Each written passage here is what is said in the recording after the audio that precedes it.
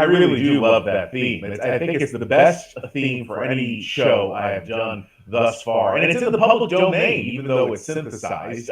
Some very nice composer decided to release it into the public domain. And being the sort of guy who will take, who will spare no cost for anything as long as it's free, I gladly took advantage of the situation. Joining me tonight is Halsey English. Once again, Halsey, how's it going? Can't complain. That's for sure. Glad, glad to hear about it. We're going to be discussing a rather interesting article I saw in Forbes. I'm sure we'll get into a lot of other stuff as well. But Halsey, generally speaking, what do you think about? I mean, asking what do you think about where the economy will be headed over the next few months is a bit so broad that it might not even make sense. Where do you think things are going to go in terms of consumer confidence, say by the end of spring? I think a big part of it depends on whether we all know that inflation is going to stay at the very least stubborn for the next while. The real question is going to be is all of this weird shit that's going on, like with the eggs and the children's Tylenol, and like what are the foreign manufacturers going to do that could wind up really fucking this up for us? And if things get back to normal, things get back to normal, But I could very much see things getting out of control too. I do hope for more normality than something getting out of control, but it does seem that there are so many twists and turns with the way things have gone already, just this year, short as it is, that trying to have a detailed roadmap of where the economy is likely to head, even if you're talking about something specific like consumer confidence, is probably a fool's errand. Anyway, there is something even more specific than that, which I'd like to get into. There was an article published in Forbes today, which is the 24th of January, titled A Letter to Young Professionals from the Economy. It was written by Patrick Mullane, who is a contributor, that in his words, does articles that help young professionals navigate their careers. Halsey, before you get into anything he wrote, if you were writing a letter to young professionals from the economy, are there any highlights that you'd be likely to include? You've heard me say it 1,000 times, and my opinion hasn't changed. Don't go to college. Stay the hell out of college, and learn a trade. I think you can't go wrong doing that. But I think if you're going to spend your time right now trying to navigate college and professional life, I just think it's too uncertain, and I think that politics has taken over almost everything. So it's a dangerous place to want to become somewhat of a professional. Look, if you can get into STEM, if you're really into STEM, then far be it from me to tell you not to, become an engineer or anything like that. But if you're just going to go to college to try to figure out what to do, or to do some bullshit job that probably won't really get you anywhere, then don't do it. Learn a trade. And the article starts off: Dear young professionals, it's me, the economy. It's been great getting to know you these past several years. And it talks about going to the young professionals going to high school, skipping down. Then it was off to college. You wish you could go back there. Am I right? Study now and then, go to parties, maybe attend a few athletic events. Skipping down even further. Way back in 2008, I was ill, banks were failing, mortgages were in default, so on and so forth. But I got better, and the good times rolled. Even as they rolled, I knew they wouldn't last. Skipping down again, the reasons for my episodic illnesses are global and complex. That's why nobody can predict it, but I'll be hit by some bug now and then, bank on it. One factor that often plays a part in my illnesses is magical thinking. Halsey, this is rather intriguing, the concept of magical thinking here. How do you think it relates to downturns in the economy? I mean, it depends what you mean by magical thinking. I've heard that term actually used quite a bit. If you're talking about just people in general, like trying to, will good things to happen, I mean, I think that that's a stupid thing to do no matter what. So, but if you're talking about the economy, it's really a rough call these days. Like, I mean, we would love to will things back to normal, but people have been wanting to will all of life back to normal since at least the beginning of COVID, and it's just not happening. So I know we'd all like to think that we can all just go back to sleep and, kind of learn, go back to get a liberal, like you said, go back to liberal arts college and learn to party and just have fun and all of that. It's not happening. It's not doable. You know. What do you think basically went wrong in college when it comes to preparing people for gainful employment? Obviously, something has gone terribly wrong because people graduate from college now without many marketable skills or an education that skills can be built on, and they're in terrible debt, and that obviously makes them sour about the economy itself, and it predisposes them to certain destructive economic ideologies, and they're obviously political ramifications of these ideologies. Where do you think things really went wrong here?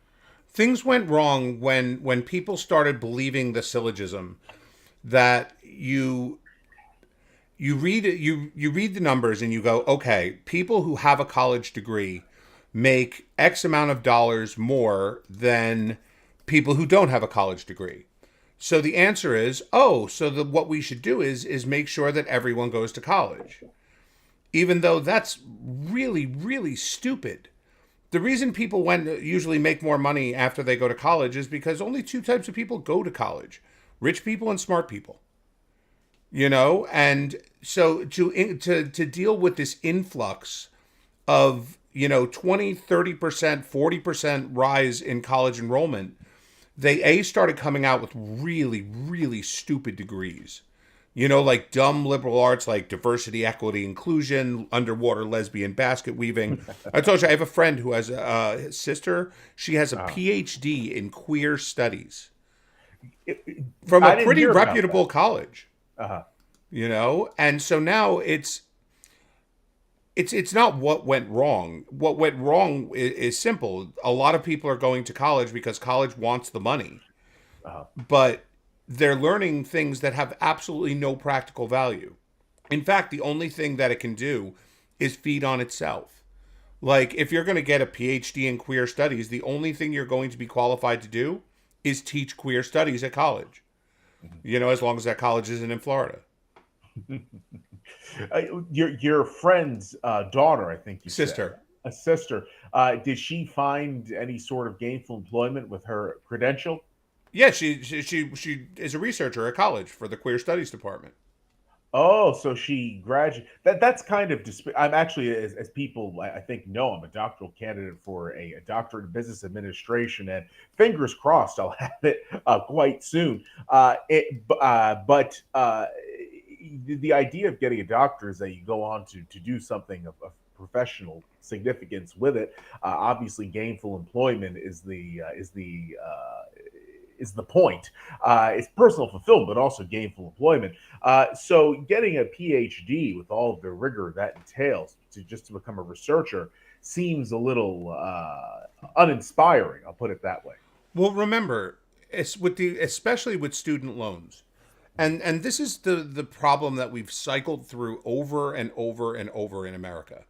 Right? First it was credit cards. Then it was cheap mortgages. Then it was cars. People don't consider debt to be money that has to be paid back.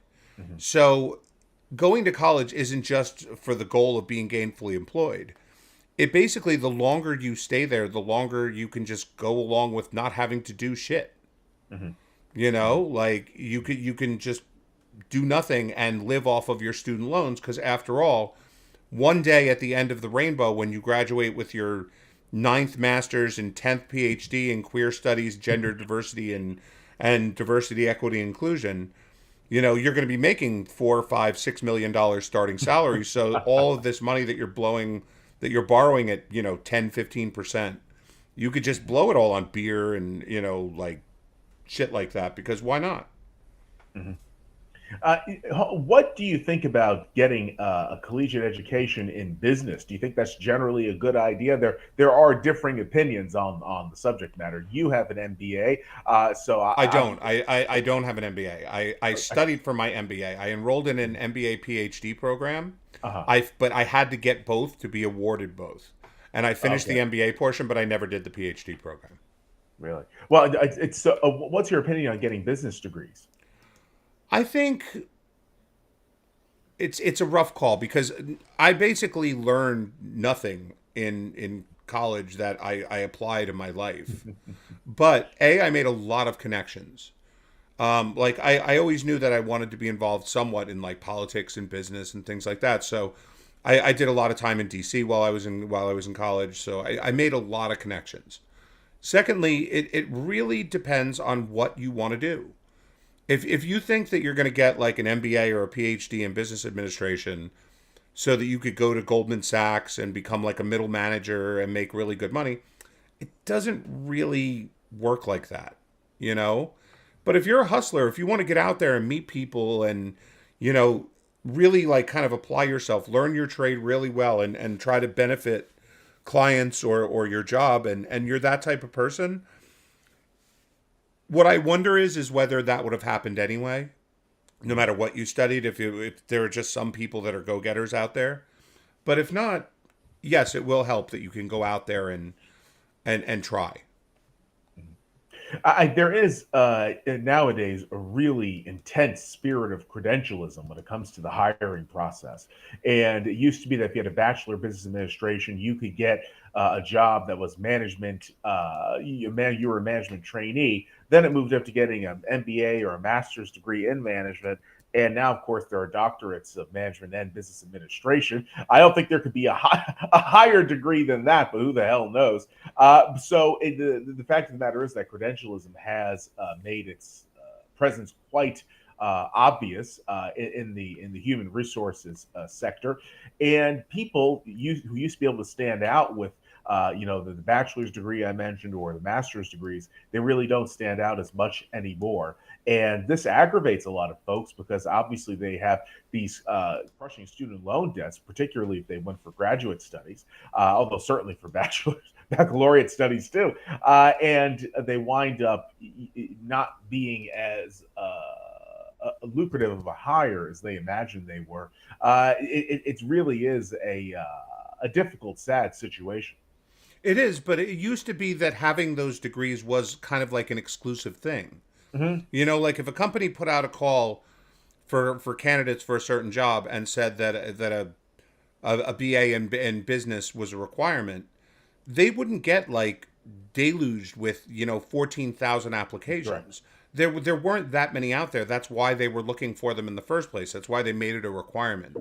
Now you're Mm-hmm. at the point where we're getting a job at Walmart. Can require a college degree, or at least most of them have them. Mm-hmm. It's to the point where having a college degree means generally nothing. Mm-hmm.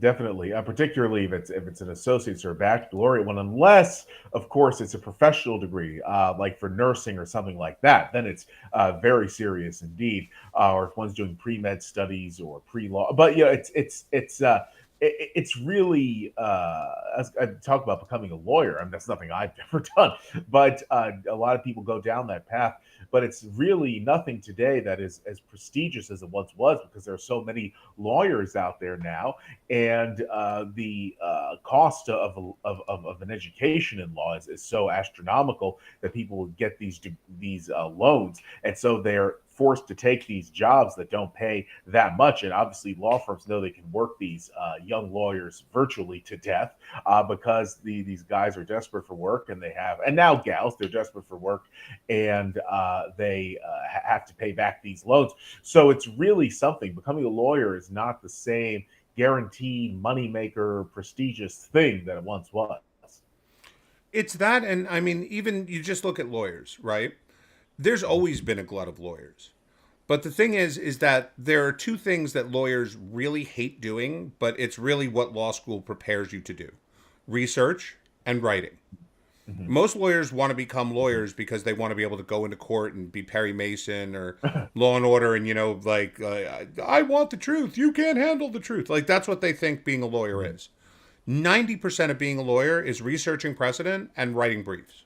Mhm. And so lawyers don't want to do that. So it used to be that like two or three really rich lawyers would start a law firm, and 90% of the associates, all they would do is all the grunt work. They'd Yep. get paid well because they were lawyers, and they would be responsible if they fuck up. But at the Mhm. same time, it was the partners that made the lion's share of the money while everybody strove to be a partner. So the Yep. more grunt work, the more bullshit you were willing to go through, the more likely it is you would make partner and all of that. Then there started to be more kind of, personal injury got to be a thing, and mass tort got to be a thing, and environmental law, and there was always places for all these lawyers, you know? And to tell you the truth, the ones that went to like really shitty law schools and weren't all that bright in the first place and thought that getting a law degree would be their like ticket to the rich land, they either never passed the bar or they never really made it as a lawyer. They became like high school teachers or something like that. But there was more than enough to do it.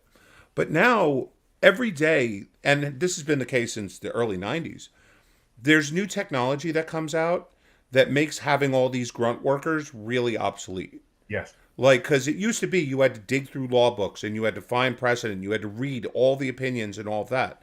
Now they're databases.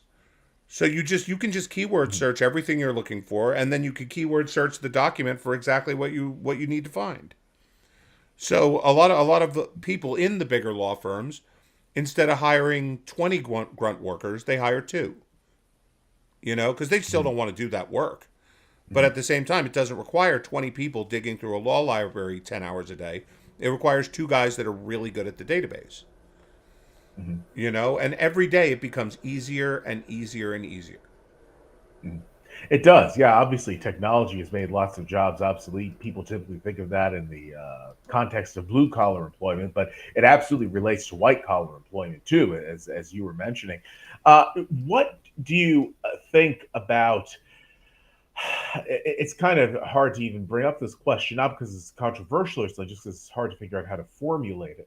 But what do you think about people going to law school with the idea of changing the world, and they imagine that the money will follow? Because obviously, for a lot of people, ideology is a big motivator to go to law school. Nowadays, the law schools are more politicized than at any other point, at least in modern history.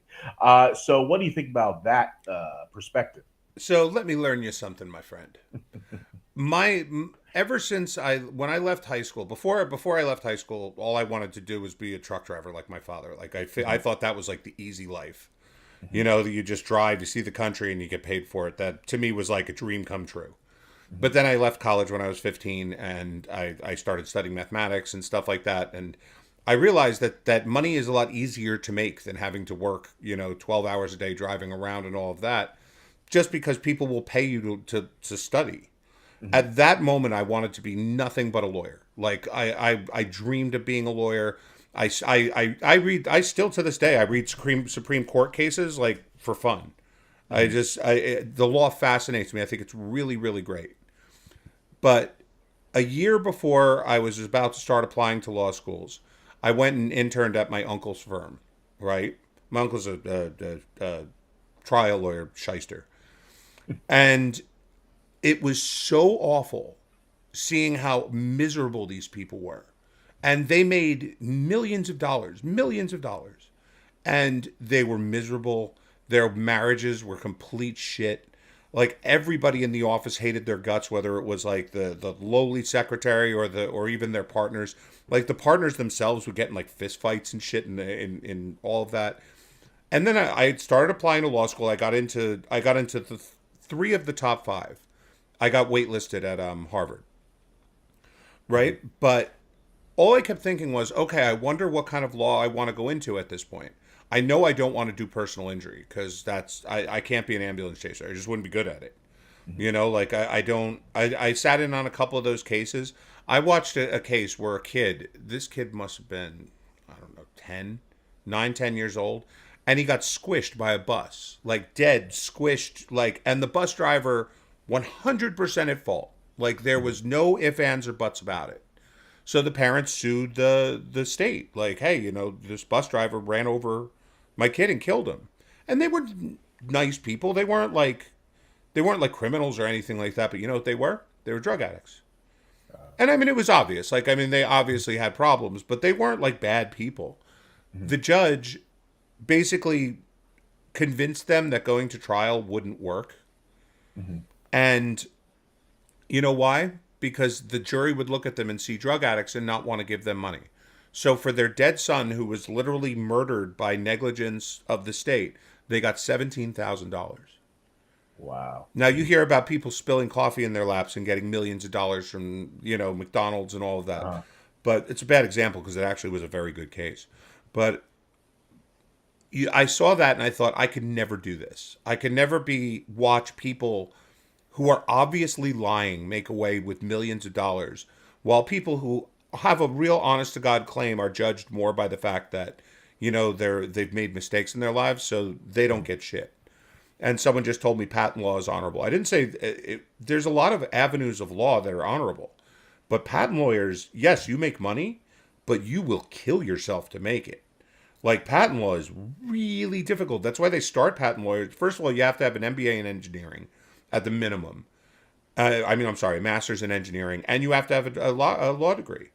So that's why they start you at $250,000 a year, but you won't see home more than 3-4 hours a day for at least your first 10 years.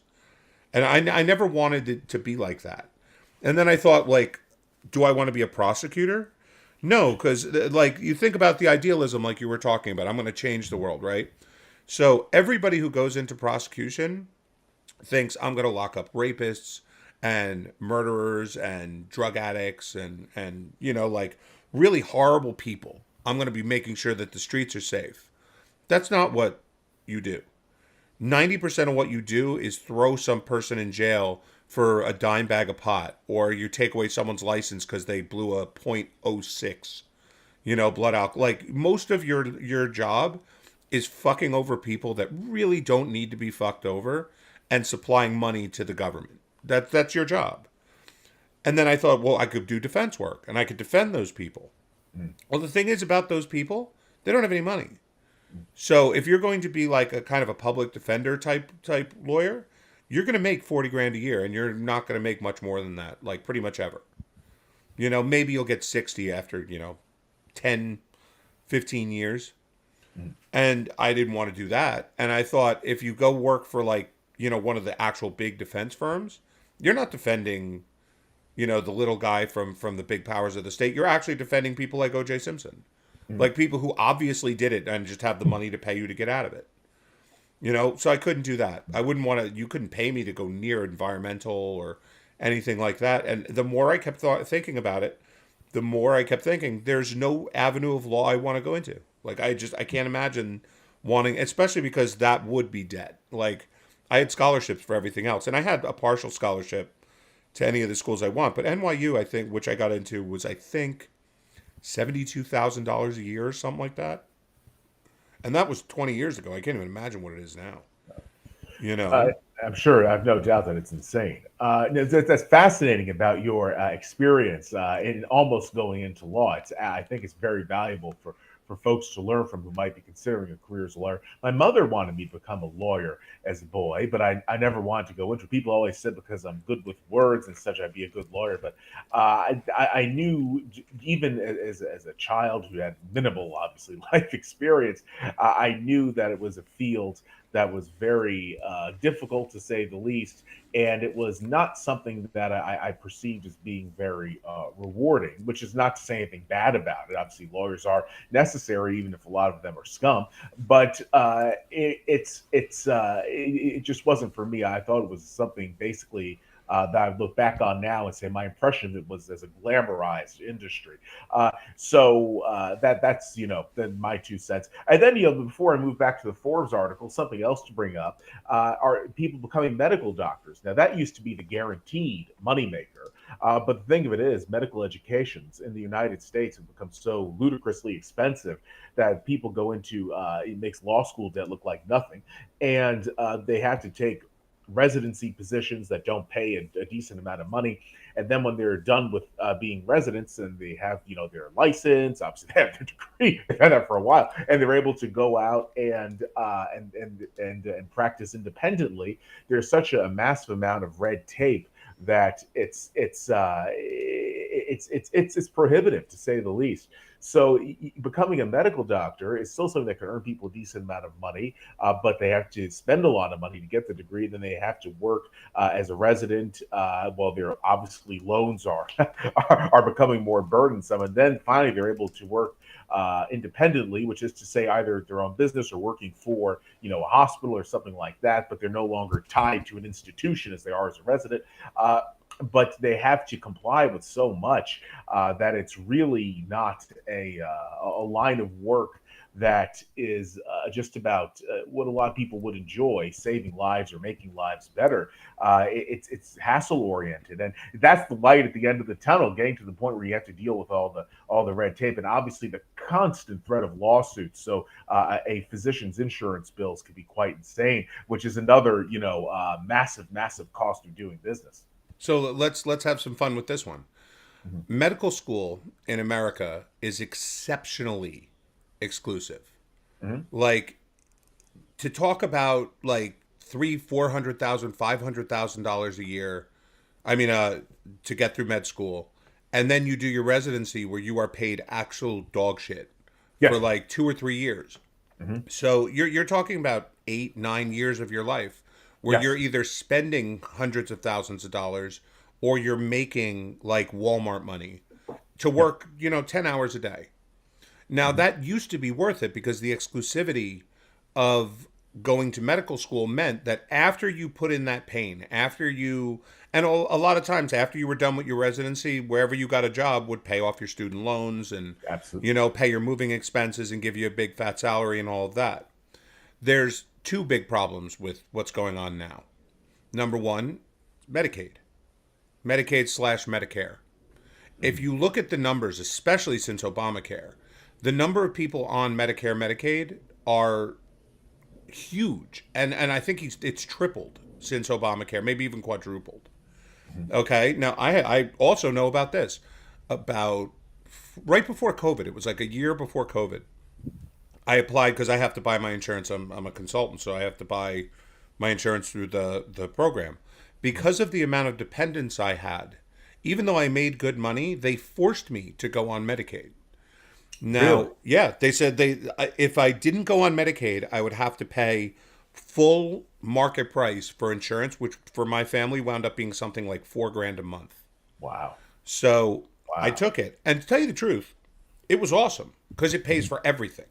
Like things that like when you were growing up, and someone would go, "Oh my God, my kid needs braces," and you'd see the parents like literally figuring out like where can they sell blood in order to pay these thousands of dollars of orthodontia bills. On Medicaid, it's free. Doesn't cost you a penny. Same thing with prescriptions, same thing with everything. And all the time you're hearing, we're going to pass this bill to make this cheaper for seniors or this cheaper for them. Like, they're already paying basically nothing. Like this idea that people are like deciding between insulin and food is ridiculous. But because all these people are taking Medicaid as a doctor, or Medicaid or Medicare, you have 2 options. You either sign on to accept Medicaid, Medicare, which means you're going to get paid about a third of what you do from any other paying patients. And you have to put through 10 times the paperwork just to get paid. And remember, it's not like putting through the paperwork to an insurance company. If you fuck up putting through the paperwork to Medicaid, you've committed a crime. So you're now dealing, and the hospitals used to be the ones that hired like the most promising surgeons and the most promising doctors. And after you did, 5 years at Johns Hopkins learning how to be a specialized doctor, then you just coasted up to $500,000 a year or whatever it is. And you heard about this. Trying to remember the guy who Matt Walsh. He broke this, and you're seeing it more and more. Those elite surgeons that used to learn how to like operate on people's brains and do transplants and all of that. You know what they're doing? You know where the money is right now? Tranny surgeries. Those top talent, like, if you want to make that kind of fuck you money as a doctor, You have to do trans surgeries because they're the most difficult to do. You know, it's not hard to transplant a heart anymore. It's something that, like, a first year, what's the word called? After your residency, you do your, I don't remember. But after you're done with your residency and you're actually hired as an attending, Oh, an attending physician. yeah. If you're Yeah. hired as an attending surgeon or doctor in a hospital, you can do heart transplants. You've already been trained to do things like that. You can already do Mhm. some level of neurosurgery. But the real difficulty is in doing these tranny surgeries. So they charge an absolute fortune. Mhm. Couple that with the fact that Medicaid will actually pay full price for those because they're still considered somewhat experimental. Like they're not able to negotiate the price on those because they don't have the slightest idea what it'll cost, and neither do the doctors, tell you the truth. You know? No, internist is before resident. You first you're an intern, then you're a resident, then you become an attending. I think that's the way it goes. But so hospitals are doing what hospitals have always done. They're doing what brings in the most money and is the most groundbreaking in terms of surgery. The only problem is that obviously it's a deal with the devil right now because chopping off 10-year-old dicks like and stuff like that or giving mastectomies to like 13-year-olds is hideously immoral. But at the same time, like this, if you want to be a top-notch surgeon, if you want to be that person that gets the half a million dollars a year from Johns Hopkins, if you're not doing these disgusting surgeries, you won't get those jobs because everything you're learning is just standard now. These and the stuff that like used to require like surgeons that were super talented, the half of that stuff's done by robots. You know? It's fascinating stuff. Were you going to say something? No, I'm just saying in general that that's why medicine is becoming less and less of something that people want to go into because if you do get into like the real hardcore elitist stuff, you're kind of making a deal with the devil. If you're not getting into that stuff, then literally what you're doing all day long is writing prescriptions. You bring Yeah, people in, you check their temperature, you check their blood pressure, you enter their symptoms into a computer. The computer tells you, "Oh, they have strep throat. Do a strep test, and if they come up positive, give them this. If they come up negative, give them this." And that's all you're allowed to do. And if you try to use your own kind of your own intuition and go, "Oh, I don't think it's strep. I think this person might have this or might have that," insurance just won't pay for it. You know? I was going to say, there's also another dimension here. There is the rise of alternative doctors who can't be called medical doctors, but they are either doctors of medical science, those are physician's assistants who get doctorates, or doctors of nursing practice, those are nurse practitioners who get doctorates.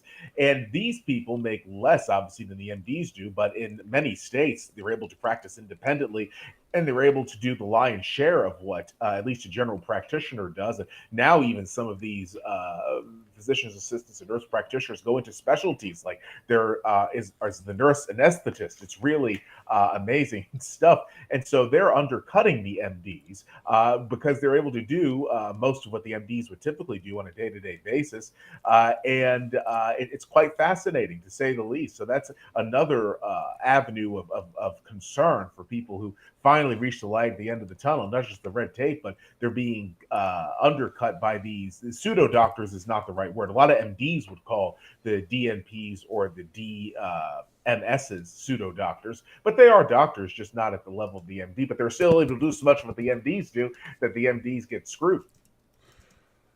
Yes and no. Like it used I mean it was even this way when I was younger, but basically the doctor is the guy who hires all the dick holders. Because the doctor doesn't really do much. The doctor like the nurse is the one who takes your blood pressure, writes down your symptoms, checks your throat and all of that. The doctor just kind of comes in, looks at what they said and confirms that they're right. That's why like you'll see a nurse for 10 minutes and you'll see a doctor for 5 seconds. Because the doctor is the only one who can actually write the prescriptions. And the nurse practitioners, they can write the prescriptions, but their insurance costs double because they're not trained like a doctor. So they do all the work that the doctor used to do. So the doctor hires an office of dick holders because, as I said, they don't have much to do anymore. It's all automated. Like, yes, if someone comes in and they have blood coming out of like one of their eyeballs, and like it looks like they might have smallpox, then yeah, having a medical training would probably be a good idea at that point. But other than that, they're prescribing antibiotics, they're giving vaccinations, they're doing stuff that doesn't require a medical degree. You know, the only thing they're actually really good for is if something they give you doesn't work. Like they give you a vaccine and you have a bad reaction to it. Like they're there at least for that 10 minutes. So if something happens, they know what to do. But I mean, becoming an MD, like a physician nowadays, it doesn't matter what your intuition is. It doesn't matter what you think is wrong with somebody. If the computer doesn't tell you that you can do it, you can't do it because you won't get reimbursed for it. And then you have two choices. You either eat the cost yourself, which means you'll never make any money, or you pass it on to the patient who will then never come to your practice again. Because if you go to the doctor, I have a runny nose. Oh, well, most likely it's a cold, but there's a chance that you have a deviated septum, so I'd like you to go for this x-ray. And they go for the x-ray, and they do have a deviated septum. Well, the insurance company might say, yeah, but you had no right to check for that. It was just a runny nose. Like, you can't tell us that you had a hunch. So, no, we're not going to pay for it. So what are they going to do? They're going to give the person a bill for $8,000? Even people's gratitude has a very short half-life at that point. You're like, oh my God, the doctor saved my life. I had a deviated septum. My whole face could have caved in. But he caught it because he saw my bloody nose. Wait, what's this bill for $8,000? And then you spend 2 days on the phone with the insurance company and find out it doesn't matter. Mm-hmm. So Yeah. it's and this is why we talk about welfare and we talk about universal health care and all. Like, yes, these are lofty goals, but what happens to these lofty goals is they create a race to the bottom. If the government is paying for healthcare, like Americans. Obviously, I'm not insulting the audience or anything like that, but Americans are very, very, very stupid. They think that the way things go here is the way things go in the rest of the world. Mm-hmm. So they think, oh, well, Europe and Israel and all of the China, they all have universal health care. So how is it that we can't? Well, guess what? In those countries, you really can't sue a doctor who screws up. If a doctor makes a mistake, you can sue like the NHS or whatever the system is, but they have set payment amounts. So like if they do something and you're crippled for the rest of your life, your payment might be $10,000. And there's no appeal. There's no court that you can come to and say, well, it was mass negligence or well, they don't have a system like ours. If you go in and you say, I have a runny nose, it doesn't matter if the doctor looks up your nose and sees your septum deviating. If the computer won't let him prescribe an x-ray, order an x-ray, they can't order an x-ray because the system itself will reject it. It'll say, no, you're not allowed. You can't just override an entire government system. It doesn't work like that. In Israel, and Israel does a better job than most of Europe with the whole universal healthcare thing. Number one, the government decides every year what new drugs get added to what's called the health basket, like the things that doctors can prescribe. Mm-hmm. And yes, it is kind of based on medicine because doctors recommend to them what they should approve and not approve, but it's based on money. If they notice that like there's this great new treatment for ulcers, right? And it used to be you had to go to surgery. Now you just take a pill, your ulcer goes away in a day. So they'll look at it and go, okay, well, how much do we spend on surgeries for ulcers every year? Okay, $20 million. How much does this pill cost? This pill costs $80 million. So it's worth it to us to just keep doing the surgeries because it only costs $20,000. Who cares if it's going to lay you up and, like you have to actually go into open surgery. You could die. Like all of this stuff, it doesn't matter because it's cheaper than approving the new pill. Now, as I said, they do better than most because they're very, very lucky in that Israel is kind of a cause. So you get people that are willing to move there, even though they know it's going to be a shot to their standard of living because they just are really want to live in Israel. My wife has a cousin. I met him. It was crazy. He's a butt doctor. He's the guy that sticks his finger in your ass when he wants to see if your butt's okay. He was not only a butt doctor, he was like he became a lead butt doctor. Like he ran the whole butt doctoring department at a very prestigious hospital. And they had a massive house. They had BMWs. Like his, and I mean, he has a lot of kids, but his family was living well. Like being a butt doctor is like being a plumber. Like of all the things you want to do, the last thing you want to do is stand around with your hand in someone's ass all day. So they make way more than a lot of specialties, right? But he decided he wanted to move to Israel, and his wife, like when I met them, the wife was just miserable because they had just moved there, and for the first like few years after, it doesn't matter what you're credentialed at, you could be the best surgeon in the world. Like, people write you've written 100 papers, you've won every Nobel Prize there is. When you get there, first you have to certify, which means you have to learn the language and you have to take all your boards again. And then you have to work for the health service for the first 3 years. The health service pays, I think, the equivalent of like $20 an hour, right? And that's it. You can't see private patients. You can't do anything else. All you could do is work for that $20 an hour for 3 years. Now, after that, you can get a specialist job, meaning you can go for the health service and make, $500 an hour because they hire you as their top butt doctor. And you're now allowed to see private patients. They're allowed to spend like 30% of their day seeing patients who can afford to pay for it. But Americans don't see all that. And what Americans really don't get, in Israel, I think they have 4 MRI machines in the whole country. They run 24 hours a day. So if you go in and they're like, oh, wow, you have blah, blah, blah, blah, blah, this is wrong with you, you need an MRI. Okay, well, and the doctors, they don't have like nurses that schedule this shit for you. They just open up the computer because it's all interconnected. It's one system. So they go, okay, the next MRI is available 4.5 months from now on Saturday at 2:30 in the morning in Haifa, which is 5 hours away from here. And you say, no, that's ridiculous, I'm not doing that. Then, okay, then don't get your MRI. It's amazing. A lot of Americans don't understand how convenient they have certain things because of the system they hate. And the system, by the way, I'm not defending the present American system. It is, in many respects, awful. But people tend to think that there could be some panacea by copying what's been done in other places. But they don't fully understand what's been done in other places. I know we're getting far off from the Forbes article, and we'll get back to it in a bit. But this happens when a lot of Americans say you want to be like Scandinavia.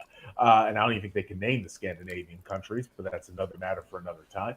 But they don't understand that in these Scandinavian countries, yes, there is a very lavish welfare state, but there also is a very robust atmosphere for private sector businesses to thrive in. And people in America would not want to have that same level of robustness for the private sector. Also, regulations there are much less than you'd find here in many cases, particularly in Denmark, which is one of the easiest countries in the world to do business. So it's really interesting. A lot of Americans don't quite get that what they want is not necessary. What they think they want is not. It's kind of, I mean, it's such an out there perspective they have. It's hard to put into words, but they imagine something being there and it's not actually there. Yeah, I mean, people in the chat are talking about it. The Israeli system is really good for normal problems. If you have bronchitis, right? You wake up, you're having trouble breathing, you're wheezing. You call the doctor. You'll have an appointment that day. Now, every doctor's appointment, if it's a general practitioner, I think you get 13 minutes. So they schedule one appointment every 13 minutes. So you might get there and there might be a line out the door because it took the doctor 15 minutes to do each appointment, and you're, going to sit there for 4 more hours until he gets to you. But you walk in, the guy goes, oh, you obviously have bronchitis.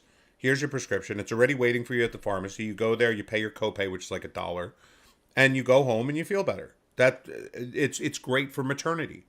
Like, other than sometimes there's just too many women going into labor at the same time and they run out of beds. And then they got people like, in the hallways with the cots with a curtain surrounding them. But usually it's a good system. The problem is when you have something that people there haven't seen. or it's something that requires them to like really kind of dig deep, then the system kind of collapses because all they know how to do is direct you to 100 different specialists. But that specialist might have never seen anything close to what you're going through. It's just the computer said, oh, you have this problem. So these are the list of specialists you're allowed to go to. And then you go there and they go, oh, well, I can't deal with this. This is a neuro problem. So, okay, here are the neurologists. You'll truck around. My second daughter, when she was 1, we realized she wasn't standing up past her knees. She would walk on her knees, right? And this went on for 6 months, a year. And every doctor we brought her to, every specialist, we were spending more time at doctors than we were at work, right? And every one of them was like, she's just never going to be able to walk. That's what they kept telling us. She's just never going to be able. And it was really funny because I would get on the phone to my mother and I'd be super upset, and my wife's crying, and we're like, doctors just say she's never going to be able to walk. And my mother would be like, I'm visiting for Thanksgiving, because she used to come out every Thanksgiving to Israel. And she said, I'm coming out. Don't worry. By the time I leave, she'll be able to walk. And just sure as shit, that's exactly what happened. She stood there. She stood her up on her feet and worked with her every day. And next thing you know, she was walking. That's amazing. I can't even imagine how much money all of those specialists and all of the lost productive time and all of the things they tried, like all of that went basically down the tubes. And also you see this in England, you see this in Israel, you see this all over. All the places that have universal health care, the quack doctors, the one that tell you that they're going to make you like a tincture of like moose penis and like, shark fin, or that there's an energy problem and they're going to chiropract your way out of having AIDS. Like those are the people that start making a lot of money over there because you're dealing with people who are desperate and a system that has nothing to give them. And think about it. Their system is no different than our system in the end of the day. When what they do is, it doesn't matter how much money you make. They take 30% or whatever it is out of your salary every month, regardless of how much you make, to pay for your health care. So you're making 35% less. Here, you make less money every year because healthcare costs go up. So your employer is paying more money for you to have healthcare than they are giving you in raises. So you go, oh, this cheap fuck. Every year I'm making only, 5% raise instead of other people make 10, 15. Yeah, but your healthcare costs $1,000 more every month. So it's all the same thing. The money has to come from somewhere. It's just that Americans just think like, oh, okay, well, in every other country, it's free. Like, what? No, it's never been free. I don't even know how people can even say that. Like, even Bernie Sanders and Elizabeth Warren love to say that. Like, everybody deserves free healthcare. That shit isn't free. And the fact that people are that stupid that they believe it just shows you why we're in the mess we're in. Now, here's an interesting matter. When it comes to the cost of healthcare, obviously, administration costs jack up what a patient pays tremendously. There's actually a clinic in Oklahoma that does not accept insurance, and administration costs, I was referring to within the insurance industry and outside of it. But there is the clinic in Oklahoma. They don't accept insurance, and you just pay cash for whatever procedure you want, and as long as they perform it, and the costs are much lower than what they would be, at a more conventional facility. So it's a smaller. Well, it's not small. They have quite a few doctors there, but it's not exactly at the level of a general hospital. So the overhead they have within their own organization is fairly minimal. So they don't have to deal with the insurance companies, obviously the massive bureaucracy, let alone administration. That's too small a word within the insurance companies. Nor do they have to deal with the high cost of administrative fees at a hospital. And as a result, they're able to give their patients, this Oklahoma facility, very, very low cost healthcare. Thing of it is, the patients have to pay for the whole thing out of pocket. So it goes to show how much the costs get jacked up for reasons that are totally beyond the intrinsic value of the procedure. Then, if one is to consider doctors going into their career field in other countries, doctors do not make medical doctors, of course, do not make as much as they do in America. Even in Canada, they don't make as much as they do in America. So you would have in the US far less people going into medicine, and the people who do go in would be content at doing all of this, backbreaking work for years and years in order to earn a wage that's capped at something between probably 70 and $110,000 a year, totally capped over the course of one's career. This would be the case if there were an NHS equivalent in America. Even in Canada, where there is a national health system, but there are some private elements of it. And same thing in Mexico. The doctors don't make as much. And in Mexico, as a matter of fact, the doctors who make a lot of money there cater to foreign clients. People are able to get very good healthcare in Mexico for cheaper than they would in the U.S. or even Canada. And Canada has a much more comprehensive public healthcare system than the U.S. does. So anyhow, the fact of the matter is that if there were to be an NHS equivalent, which really there isn't even in Canada, there is more of a national health service there than here, but it's not quite the level of the NHS, which is in the UK, for those who don't know. But if there were to be something like that in the US, the NHS model, doctors would not be able to make as much, so you'd have less people going into medical school. And quite honestly, the caliber of people who would be performing procedures would not be what most Americans would expect, because the best and the brightest are not going to do backbreaking work that they have to get into massive debt for just to have their salary, their lifetime salary on an annual basis capped at 110,000 a year. Well, there's that, and someone from the chat is saying, and it's just, this isn't a stupid statement. It's just you have to understand the way these things work. He said that he'd rather live under a universal system because he could retire at age 50 instead of having to wait till he's 65 like he would here. You wouldn't be able to retire at 50 unless you made a fortune in those countries, because every single year you're paying 30% of your earnings, and there's no tax refund at the end of the year. There's no earned income tax credit. There's no child credit. There's none of that shit. You're paying straight up 30 to 35% of your money in taxes every year. So retiring at 50, like, good luck with that. It's not going to happen. The money that you think you could save here to retire by 50, you wouldn't be able to save there, because they tax your savings there. They tax everything.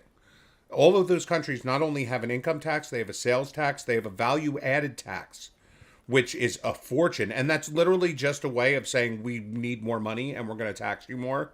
We just want to call it something that you wouldn't possibly understand. So they call it a value added tax, which you pay. Like, it's crazy. So again, the money comes from somewhere, and it's always going to be coming from you. Whether it's this system, whether it's the universal systems, whether it's China, wherever it is, the money has got to come from somewhere, and it's got to come from you. The question is, how much is the government going to take to do it? And how much are they going to how much are they going to value providing you something that will save your life? Yeah, I find it interesting. A lot of people think that in Europe people retire at 50. I don't know how much they look at life in Europe, watching documentaries, news reports, whatever. But people are working there well past age 50, and they also very rarely have investments like in the stock market or something like that. So Europe is not a panacea. I'm not saying the U.S. is either. But what I'm So saying is, also let's do a thought experiment. Everybody that wants to understand the European, because Israel is a lot like Europe, but in this aspect, in the whole tax and universal and all of that stuff, this is a very easy way to figure it out. Go to your web browser and go to any rental car company. Okay, whether it be Budget, Thrifty, Enterprise, just go there and see what the cheapest, smallest car that you can find is. That car will be considered big in those countries. And the tax rate on those cars is usually between 150 and 180%. So if that car costs $30,000, you're spending 80 just to get it. And gas is a fortune. Like, when you talk about someone who has a big house in those countries, like, you're talking about like a 4-bedroom apartment. Like, they don't have land. They don't have backyards.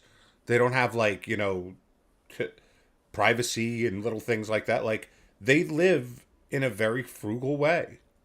And they're forced to, because the government taxes the shit out of everything. So yes, it's I know a lot of people that wouldn't mind the trade off. They're like, I'll drive a tiny little car and live in an apartment if I only have to work 4 days a week and my health care is covered and my retirement's covered and all that. There are plenty of people that are willing to make that trade off. I'm not one of them, but I understand why people would, and there are plenty of people that are very happy with it. Mhm. Yeah, of course, the amount of money people get for retirement, and it varies country to country. If one's talking about Europe, it's not necessarily a wage of the life suited for the lifestyles of the rich and famous. A lot of Americans, I think, believe somehow that in Europe, when you're retired, you automatically get some sort of income that is massive, but that's not the way it is. I mean, also think about it this way: they take 30%, 35% of your money every single month and put it Mhm. towards these retirement programs and health services and all of that. When you reach retirement age, and let's say they're paying you $1,000 a month at Mhm. retirement, they tax that too. Mhm. So you're still paying your 30%, Mhm. But again, if you're comfortable living like that, then there are plenty of people that are. There are people that come here and cannot for the life of them understand why when they go into an American McDonald's, they buy a soda that's 64 ounces. Like to them that it's ridiculous. Like Uh, why would you want a soda that big when you're there? A, there's no way you could possibly drink it all. And number two, why would you want that much? Like just get a mhm. regular soda because where they live, getting a 12-ounce soda costs triple what it does here. So, you know what? It's worth it. And they just don't, they're not gluttonous like that. Like, they just don't want to endlessly consume. Like, they don't Mhm. want big, giant cars. And the ones that do, the ones that say, fuck this, I don't want a small car in a tiny apartment and I don't want all this government. You know what they do? They move here. Uh-huh. So Mhm. it's because they just can't take it. And you know what happens to most Europeans when they come here? They leave. Yes. Because it's such a shock to them. It's such a difficulty living like this that they don't want to do it. It's been like that since the country's founded. Mhm. Mhm. Absolutely. It's really something else. There are benefits and drawbacks to the American and one may broadly say that varies from place to place European systems. Canada is often said to be more like Europe than the U.S., but Canada is very similar to America, where you have these big cars, houses on land, people with RVs, that sort of thing. So the U.S. and Canada are not dissimilar there. They're more similar to each other than Canada is to Europe. Even though a lot of people would say that Canada is more like Europe than the U.S. is, but I think that's fairly ridiculous. As someone is from Florida, when I meet someone from upstate New York or Southern Ontario, which happens all the time because they're both people from each place, so many of them in Florida, I can't go a few days without seeing a New York or Canadian license plate, most often from Ontario. But they're so similar to each other, these people, and it's like a lot of them don't necessarily realize it. And there's no place in Europe that has that level of similarity culturally, in terms of lifestyle, in terms of daily expectations as to what you're going to run into.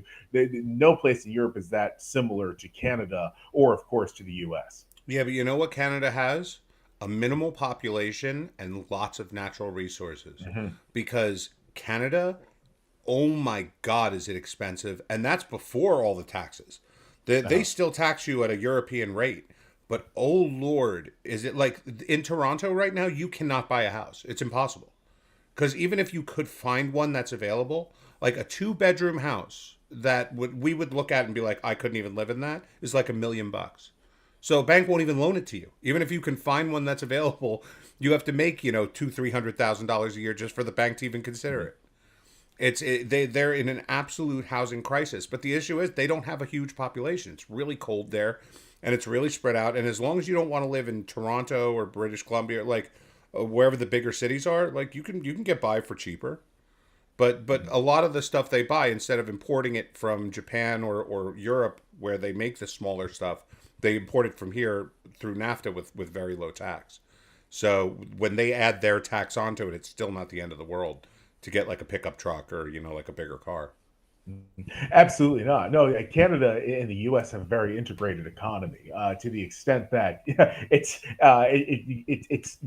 you don't really notice any massive difference between one place or the other. At least at face value, if you're going to get into the intricacies, then there would definitely be some difference. But the same goes from state to state in America. Obviously, the economy functions very different in California relative to Tennessee. In California, if one's going to expect to find within 30 minutes of a population center, a major city, a house on an acre of land, and that house is more than 1,000 square feet, that person is, badly mistaken. And of course, they expect to find it for a reasonable cost. Meanwhile, in Tennessee, certainly within an hour of Memphis, one could find something like that. So it's really interesting. There's massive differences in terms of economic norms between one state and another in America. Mm-hmm. And it's as I said, Canada also has a lot of natural resources. Absolutely. They have oil, they have fish, they have minerals, they have all kinds of farming. Like they're really well supplemented. And that being said, they're still trying to import as many people as they can because they don't have enough people to fill all the jobs. It's amazing. Although in a place like Toronto, they have overpopulation, but obviously what it is that they have overpopulation in terms of the housing available, but there are still the jobs available, particularly doing grunt work that Canadians typically would not want to do, and so they import people to take care of it. It's really interesting stuff. By the way, I must say that Toronto traditionally was the nicer version of New York City, but it has been on a bit of a downhill trajectory in recent years. Very sad to see. So someone in the chat just wrote, my small town in southern Ontario, Canada, went from a new build 4 bedroom in 1999 at 129 grand. Today, new builds are starting at 700 grand. It sounds like, by the way, it also could be parts of Florida. I've lived like that my whole life. Like, uh, I mean, I bought this house in 2015. mm-hmm. It's a red. I mean, granted, I put a lot of money into it, but I regularly get offered almost triple what I paid for it. Mm-hmm. So, Yep, and it's amazing because New Jersey's population is not growing even, but it's and obviously the Metro New York housing market took a dive with COVID. Although I think it's recovered somewhat, although now it's going back down again. But there's just so little when it comes to like single family housing out there within close proximity of many urban areas that people will always be offering higher and higher rates for whatever real estate there is. well, I keep saying, and this has been nothing but a huge benefit to me. But all of the Orthodox Jews that lived in Brooklyn, Mm-hmm. right? Like they all lived in Borough Park and they all lived in places like that. They and there's a very long tradition that when you get married in the Orthodox Jewish world, Mm-hmm. the parents they want to help, because they didn't raise you to be like, Mm-hmm. doctors and lawyers. Like they study religion most of their lives until they want to go out and make their fortune. So they either give them the down payment for an apartment or they agree to buy it or whatever it may be.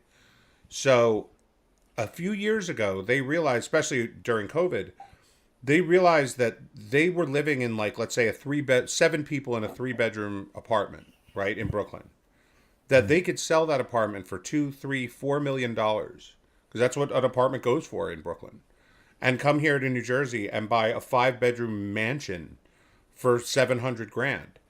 So there's like a critical mass. Once enough people do it and they're like able to start opening restaurants and supermarkets, like kosher stuff like that, they start coming. The community that just moved to my town that started a year ago, there was 30 families that had moved out of Brooklyn and came here. They're at 200 and something at this point. And that's just my town. In the 3 towns next to me, they're triple that size. Mm-hmm.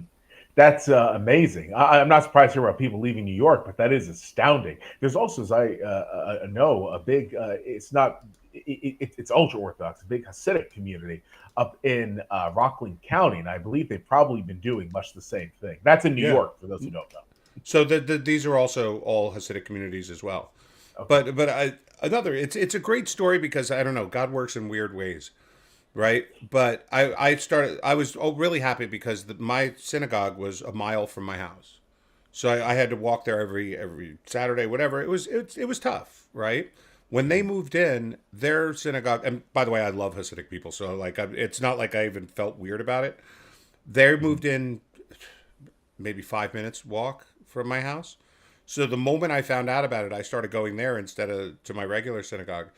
And it was Rosh Hashanah, and I was walking back with two of them, and he was saying, you know, I own my apartment in Brooklyn, but it was a guy. He's got two special needs kids and five other kids, and he said they were living in a 3-bedroom apartment in Borough Park.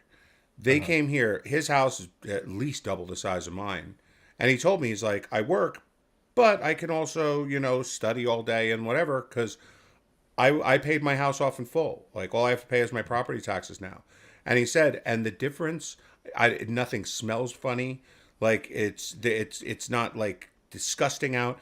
And he said, in Borough Park, I walk down the street every minute. I'm looking over my shoulder, wondering when this guy who's, calling me a filthy Jew or something is going to punch me in the face, or because there's a lot of violence right now against Orthodox Jews in Brooklyn. And Uh-huh. right as he said this, right, this Jeep Wrangler pulls up right behind us and starts honking at us and pointing. And I'm thinking, wow, too bad my town is going to prove him wrong, because these guys are about to start saying something bad. They started cheering, saying, "Thank God for you guys all moving in here. It's so great to see you," and blah blah blah blah blah. Because they're revitalizing the community, because Mhm. they're paying premiums for properties that were, rather stagnant or maybe going up a little bit. Now the houses are going for a fortune, because they'll buy anything that's offered. You Mhm. know, Yep. so these people, and they're cheering. And he goes, "See what I mean?" He said, Mhm. if I heard a Jeep Wrangler honking at me like that in Borough Park, I'd start to run, because I would Uh-huh. assume that they were going to assault me."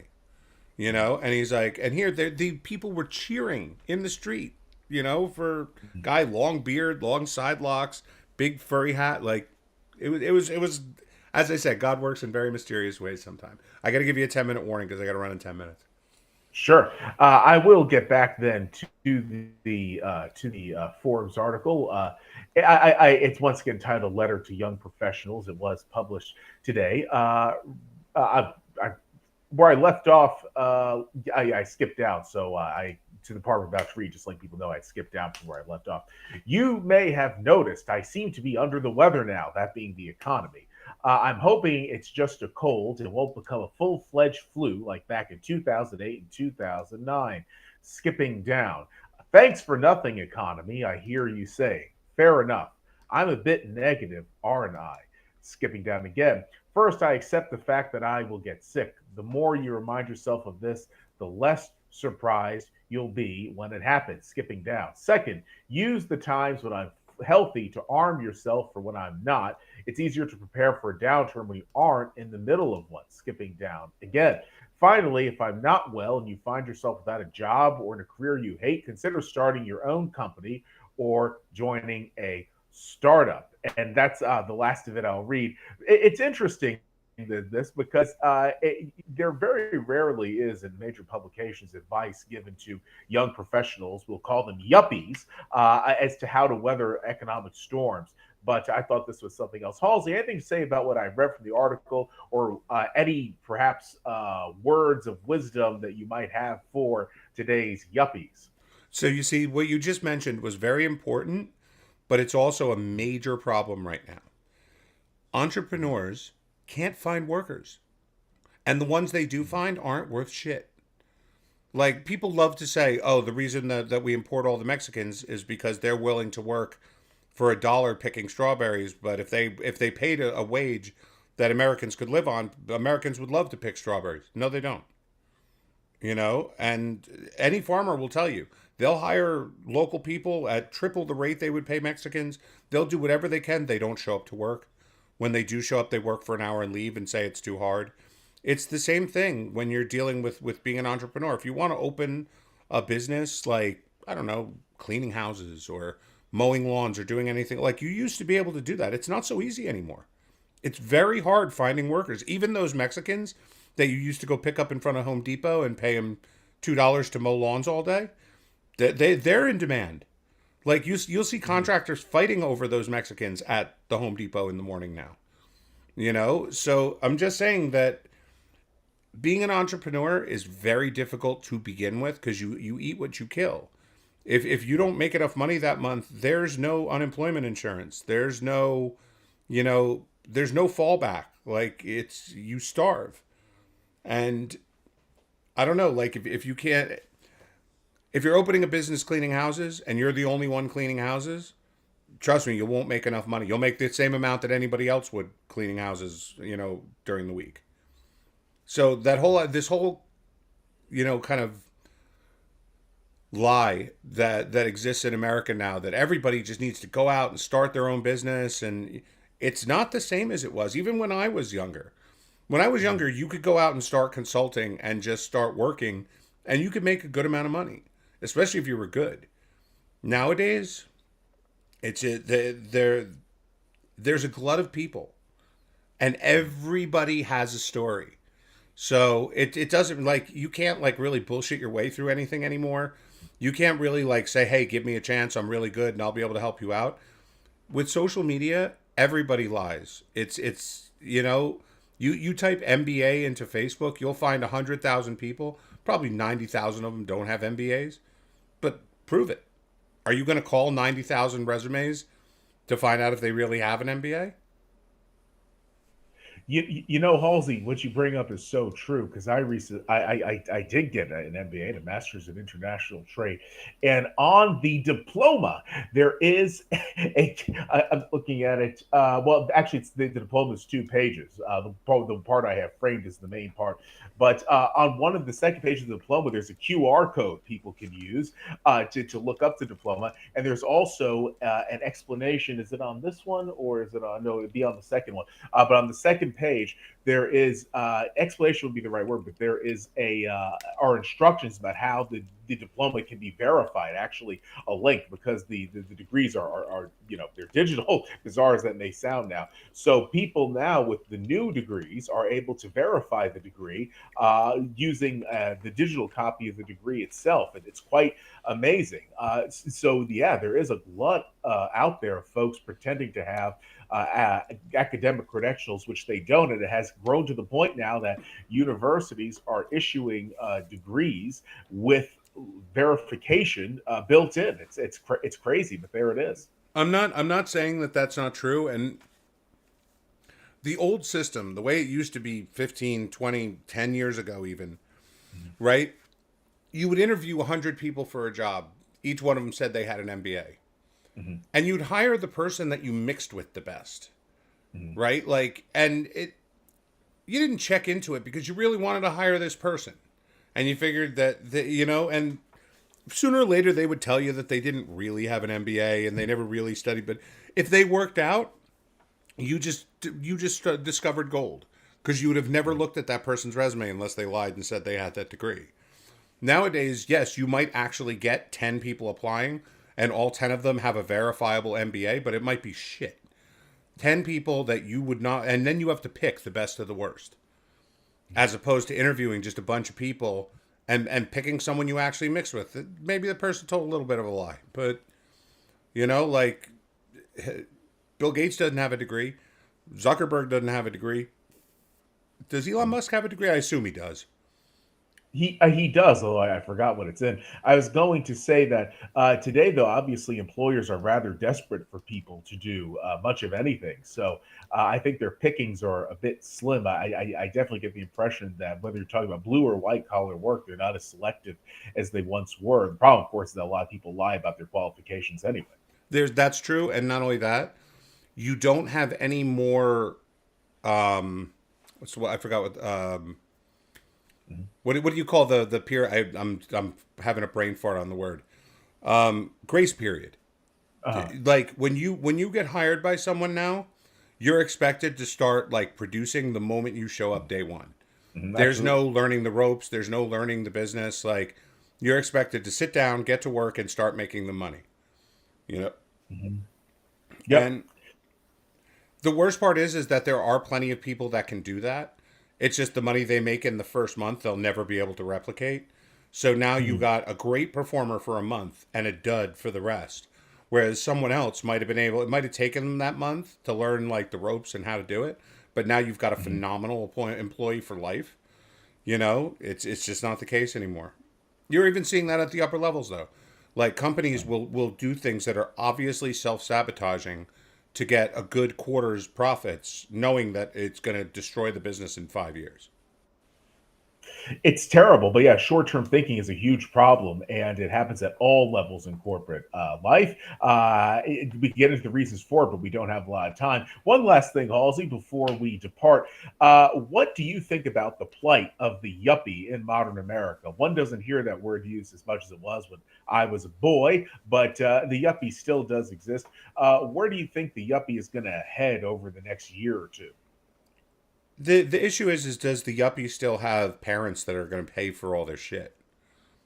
You know, that's the truth of it. Like a lot of these spoiled kids that were able to live off their parents, you know, for 20 years into adulthood while they were figuring out what they want to do.